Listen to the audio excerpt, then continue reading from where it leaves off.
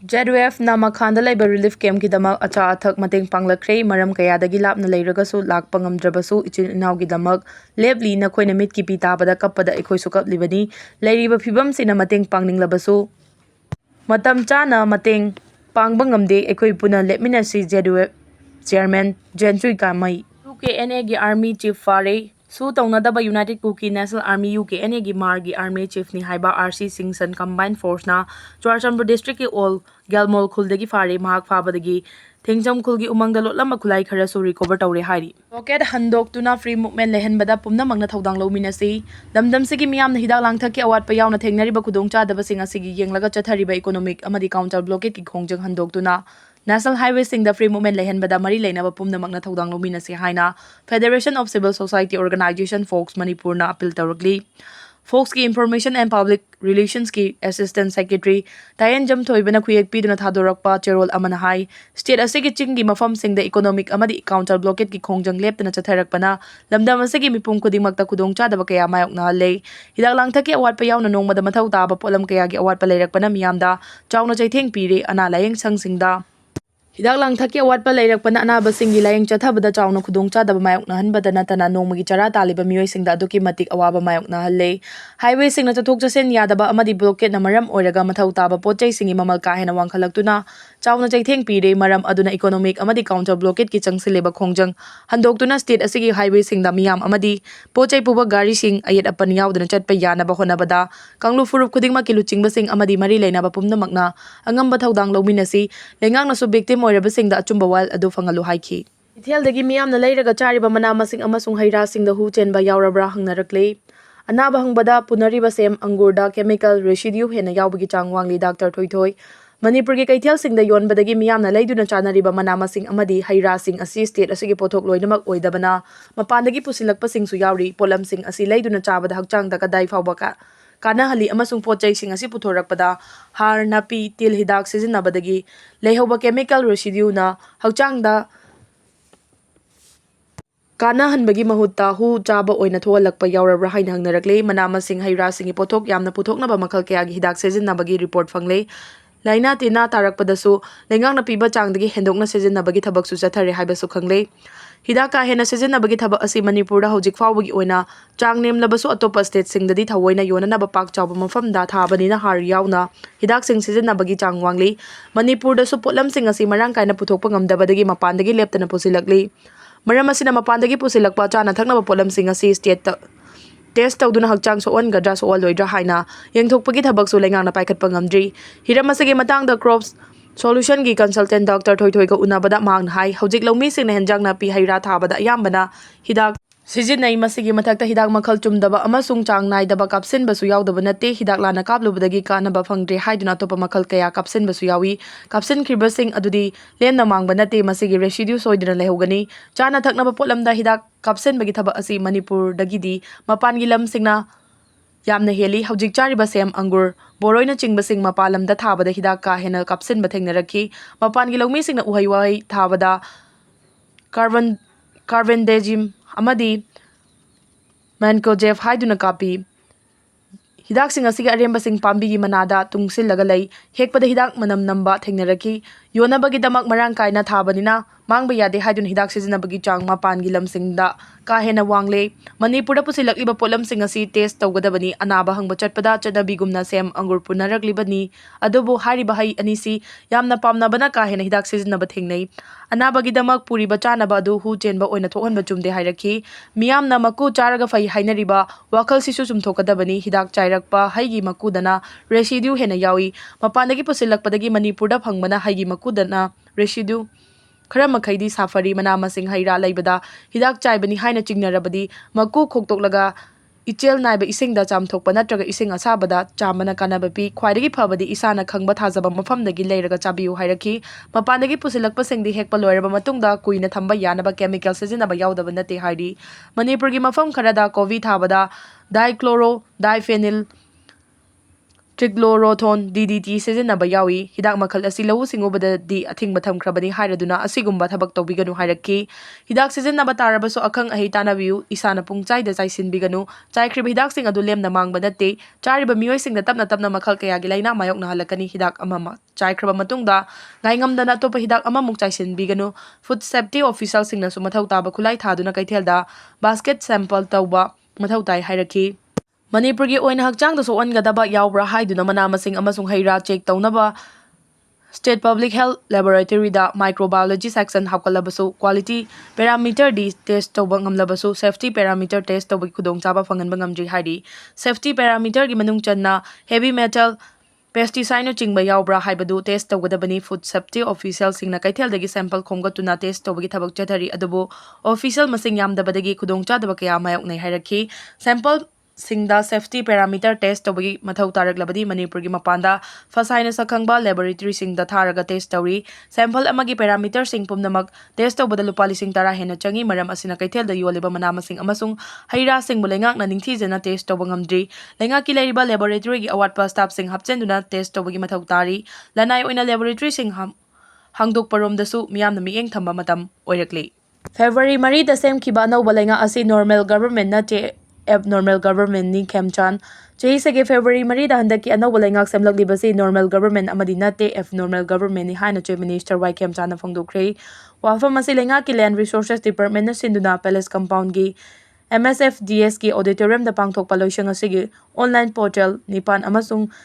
SLR Manipur मिंगथोनबा mobile apps अमा launch तौबगी थौरमदा अथोइबा मिथुंगलेन ओइरदुना फोंदोखिबनी थौरम असिदा होम मिनिस्टर गोविंदास कोनथौजम अमसुंग मिनिस्टर KS लोकेना थौरमपु अमदि अखनबा मिथुंगलेन ओइखी चीफ मिनिस्टर ना हाई चही सेगे फेब्रुवारी 3 दा लेंगा असि सेमलकलिबसि नॉर्मल गवर्नमेंट अमदि नते एफ नॉर्मल गवर्नमेंट नि नोमगी करी थोकनी खंगदबा अइना पारिबा लोइसंग सिंग यिंगसिनबा सेनाबदी लाइरदना तोंगान तोंगान इशू मयाम सेनाबदा कोक चाकपा मतमसिदा करिगुम्बा अमता सोयहंदना रिवेन्यू लोइसंग चौखथौरांगी थबा अमा पाइखतलंबसि थागतली मियाम नुंगाइहनबा अमदि अराइबा लंबी पीबसि लेंगा की अपाम्बनी मिनिस्टर MLA ओरिबसिंगी चौथोकजनिंगाइनी अदुबु एग्जीक्यूट तौगदौरिबा ऑफिसर सिंगना तौद्रगदी लेंगा की माइथीबा ओइगनी नॉर्मल ओइदब लेंगा असिना सेनाबा वारिंगी मतमसिदा मसा मसागी मथौ तौबिरमबगिदमक थागतपा फोंदोखी यामना ट्रांसपेरेंसी ओइना लैंड रिकॉर्ड लंगी चयेतनबा खसना थीबदा मायोकनरंबा अवाबसिंगसु ngasi hawdokliba portal nipan amadi mobile app asina miyamda khudong chahalagani loinana chahi 50 humpu surakpagi che thar patharakpa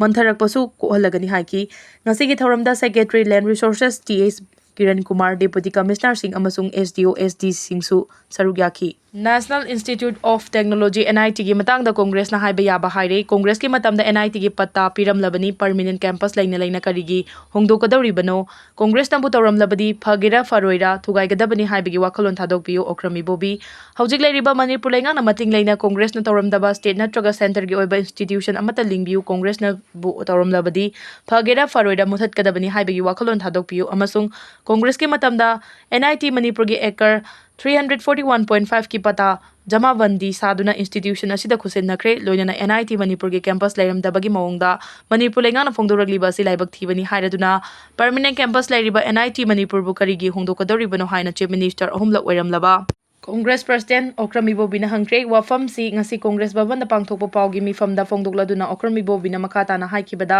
India सी डेमोक्रेसी चटपा लैबाकनिना सेंटर की ओइरबसु स्टेट ओइरबसु लेंगा हाइबसी परमानेंट नते लेंगा अमा चटखिनी लेंगा अमा अमुक लिंगनी लेंगा अमतना परमानेंट ओइना लेगदब नते अदुबु मतम मतमगी मतुंगिना सेंटर नत्रगा स्टेट लेंगा ना पॉलिसी अमगी वारेफ लौरकपदा खुनाइदुगी मियामना खंगनिंगलमगनी हंदक सिटी कन्वेंशन सेंटर दा पांगथोकपा NIT मणिपुर की कन्वेंशन दा मणिपुर लेंगाना इंस्टीट्यूट असिगी परमानेंट कैंपस अमा पीरनी हाइना फोंदोखिबदुना मियामदा चममनबगल लोइनना कांग्रेस की मतमदा कैंपस पिरमद्रबरा हाइबगी चिंगनबा किया लेरगनी खनबदगी ngasi पावगी मिफमसी पांगथोकपनी लेंगा की पॉलिसी ना NIT होंदोखिबा याई मदुदा पार्टी सिना येतकदबा लैते अदुबु परमानेंट कैंपस असिदगी होंगदौरिबसी करी मरमगिनो हाइबसी मणिपुर मियामना खंगनिंगनी कांग्रेस मतमदा पिरमबा एकर 341.5 की लमसी पिकपगिरा लो लाइंग एरिया ओइ हाइरकदौरिब्रा लम्फेल पासिदा लाना पिसिलमले हाइगदौरिब्रा स्टेट लेंगाक्सिसु चही 10 सुगदौरे मतमदुददी लो लाइंग एरिया ओइद्रगा हौजिक ओइ हाइना हाइनरकनबगी मरमना करिनो नेशनल ꯇꯦꯟꯁꯇ ꯂꯩꯉꯥꯛꯅ ꯏꯟꯁꯇꯤꯇ꯭ꯌꯨꯁꯟ ꯑꯃꯕꯨ ꯁ꯭ꯇꯦꯠ ꯂꯩꯉꯥꯛꯅ ꯀꯨꯁꯤꯔꯥꯁꯤ ꯇꯧꯕ ꯌꯥꯗꯦ, ꯃꯁꯤꯗ ꯇꯥꯔꯝ ꯑꯦꯟ ꯀꯟꯗꯤꯁꯟ ꯃꯌꯥꯝ ꯂꯩ꯫ ꯍꯤꯔꯝꯁꯤꯡꯗꯨ ꯃꯄꯨꯡ ꯐꯥꯔꯕ ꯃꯇꯨꯡ ꯏꯟꯗꯤꯌꯥ ꯂꯩꯉꯥꯛꯅ ꯑꯌꯥꯕ ꯄꯤꯗꯨꯅ ꯃꯐꯝꯁꯤꯗ ꯁꯥꯈꯤꯕꯅꯤ꯫ ꯃꯇꯝꯗꯨꯒꯤ ꯀꯣꯡꯒ꯭ꯔꯦꯁ ꯂꯩꯉꯥꯛꯅ ꯑꯦꯀꯔ 341.5 ꯍꯦꯟꯕ ꯂꯝꯒꯤ ꯄꯇꯥ ꯖꯃꯥꯕꯟꯗꯤ ꯁꯥꯗꯨꯅ NIT ꯏꯟꯁꯇꯤꯇ꯭ꯌꯨꯁꯟꯗ ꯈꯨꯠꯁꯤꯟꯅꯈ꯭ꯔꯦ꯫ ꯃꯁꯤ ꯂꯝꯗꯝꯁꯤꯒꯤ ꯑꯃꯗꯤ ꯃꯍꯩꯔꯣꯏ ꯈꯨꯟꯅꯥꯏꯒꯤ ꯈꯜꯂꯒ ꯁ꯭ꯇꯦꯠꯀꯤ ꯂꯩꯖꯕ ꯐꯟꯗꯒꯤ ꯂꯩꯔꯒ ꯄꯤꯈ꯭ꯔꯤꯕꯅꯤ꯫ ꯀꯨꯝꯖꯥ 2009ꯒꯤ ꯑꯗꯨꯋꯥꯏꯗ ꯏꯟꯗꯤꯌꯥ ꯂꯩꯉꯥꯛꯀꯤ ꯑꯦꯗꯚꯥꯟꯁ ꯇꯦꯛꯅꯣꯂꯣꯖꯤꯗ ꯈꯨꯃꯥꯡ ꯌꯥꯡꯁꯤꯜꯂꯛꯄ ꯃꯇꯝꯗꯨꯗ UPA ꯂꯩꯉꯥꯛꯅ ꯑꯇꯣꯞꯄ ꯁ꯭ꯇꯦꯠ ꯀꯌꯥꯗ NIT ꯏꯁꯇꯥꯕ꯭ꯂꯤꯁ ꯇꯧꯕ ꯍꯧꯔꯛꯈꯤ꯫ ꯁꯦꯟꯇꯔꯅ ꯆꯥꯗ 100 ꯐꯟꯗꯤꯡ ꯇꯧꯒꯗꯕ ꯏꯟꯁꯇꯤꯇ꯭ꯌꯨꯁꯟꯁꯤ ꯃꯅꯤꯄꯨꯔꯗ ꯀꯔꯤꯒꯤ ꯏꯁꯇꯥꯕ꯭ꯂꯤꯁ ꯇꯧꯔꯣꯏꯗꯕꯒꯤ ꯃꯔꯝ ꯂꯩꯕ꯭ꯔꯥ ꯍꯥꯏꯅ ꯁꯦꯟꯇꯔꯗ ꯍꯪꯒꯠꯂꯨꯕꯗ ꯁꯦꯟꯇꯔꯅ ꯌꯥꯕꯤꯔꯛꯇꯨꯅ ꯃꯅꯤꯄꯨꯔꯗꯁꯨ NIT ꯏꯁꯇꯥꯕ꯭ꯂꯤꯁ ꯇꯧꯅꯕꯒꯤ ꯑꯌꯥꯕ ꯄꯤꯔꯛꯈꯤꯕꯅꯤ꯫ ꯏꯟꯗꯤꯌꯥ ꯂꯩꯉꯥꯛꯅ ꯑꯌꯥꯕ ꯄꯤꯔꯛꯄꯒ ꯁ꯭ꯇꯦꯠ ꯂꯩꯉꯥꯛꯅ ꯈꯟꯅꯗꯨꯅ ꯈꯨꯗꯛꯇꯒꯤ ꯊꯕꯛ ꯍꯧꯕ ꯌꯥꯅꯕ ꯇꯥꯛꯌꯦꯜꯒꯤ ꯄꯣꯂꯤꯇꯦꯛꯅꯤꯛꯇ ꯀꯨꯝꯖꯥ 2010ꯒꯤ ꯑꯣꯒꯁꯠ 10ꯗꯒꯤ ꯑꯦꯀꯥꯗꯃꯤꯛ ꯁꯦꯁꯟ ꯍꯧꯈꯤꯕꯅꯤ꯫ UPAꯒꯤ ꯆꯦꯌꯔꯄꯔꯁꯟ ꯁꯣꯅꯤꯌꯥ ꯒꯥꯟꯙꯤꯅ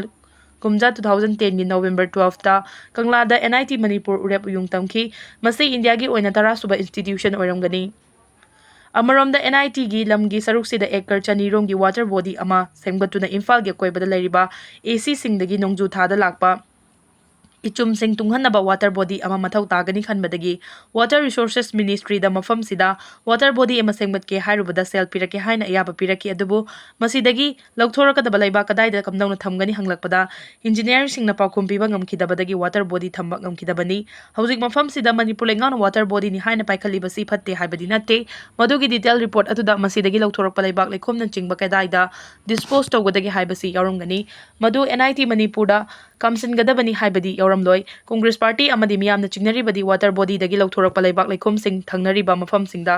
ꯀꯥꯝꯁꯤꯜꯂꯒ ꯃꯗꯨꯒꯤ ꯇ꯭ꯔꯥꯟꯁꯄꯣꯔꯇꯦꯁꯟ ꯆꯥꯔꯖꯇꯒꯤ ꯍꯧꯔꯒ ꯂꯨꯄꯥ ꯀ꯭ꯔꯣꯔ 50 ꯅꯠꯇ꯭ꯔꯒ 100 ꯔꯣꯝꯒꯤ ꯁꯦꯟꯐꯝ ꯀꯅꯥꯒꯨꯝꯕ ꯈꯔꯒ ꯃꯥꯟꯅꯔꯒ ꯂꯧꯊꯣꯛꯅꯕ ꯇꯧꯔꯕ꯭ꯔꯥ ꯅꯠꯇ꯭ꯔꯒ ꯂꯧꯊꯣꯛꯈ꯭ꯔꯕ꯭ꯔꯥ ꯍꯪꯈꯤ꯫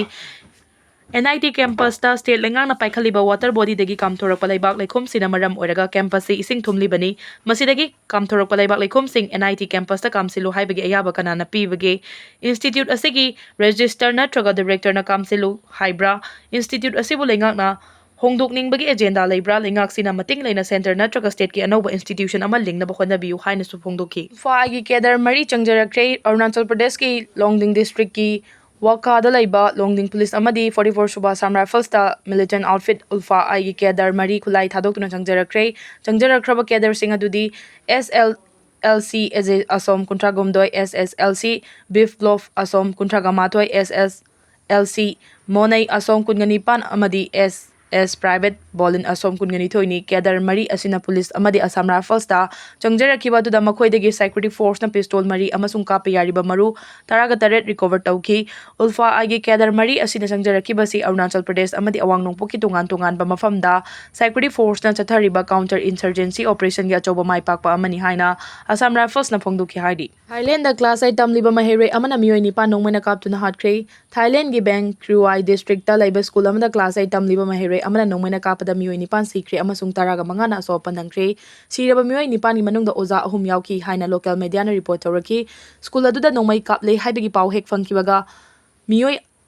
ꯀꯌꯥ ꯈꯨꯗꯣꯡꯊꯤꯕ ꯅꯪꯈ꯭ꯔꯕꯒꯦ ꯍꯥꯏꯕꯗꯨ ꯆꯞ ꯆꯥꯅ ꯈꯪꯕ ꯉꯝꯈꯤꯗꯦ꯫ ꯊꯦꯡꯅ ꯐꯪꯕ ꯔꯤꯄꯣꯔꯠ ꯑꯃꯗ ꯃꯤꯑꯣꯏ 9ꯒꯤ ꯃꯅꯨꯡꯗ 3ꯗꯤ ꯁ꯭ꯀꯨꯜ ꯑꯗꯨꯗ ꯑꯣꯖꯥ ꯑꯣꯏꯕꯁꯤꯡꯅꯤ ꯍꯥꯏꯕ ꯃꯁꯛ ꯈꯪꯕ ꯉꯝꯈꯤ꯫ ꯅꯣꯡꯃꯩꯅ ꯀꯥꯞꯇꯨꯅ ꯂꯩꯈꯤꯗ꯭ꯔꯕꯁꯤꯡꯒꯤ ꯃꯅꯨꯡꯗ ꯃꯍꯩꯔꯣꯏ 3 ꯌꯥꯎꯈꯤ꯫ ꯅꯣꯡꯃꯩ ꯀꯥꯞꯂꯤꯕ ꯃꯍꯩꯔꯣꯏ ꯑꯗꯨꯅ ꯁ꯭ꯀꯨꯜ ꯑꯗꯨꯗ ꯅꯣꯡꯃꯩ ꯀꯥꯞꯇ꯭ꯔꯤꯉꯩꯒꯤ ꯃꯃꯥꯡꯗ ꯃꯍꯥꯛꯀꯤ ꯃꯄꯨ ꯃꯕꯦꯟꯁꯨ ꯅꯣꯡꯃꯩꯅ ꯀꯥꯞꯇꯨꯅ ꯍꯥꯠꯈꯤ ꯍꯥꯏꯔꯤ꯫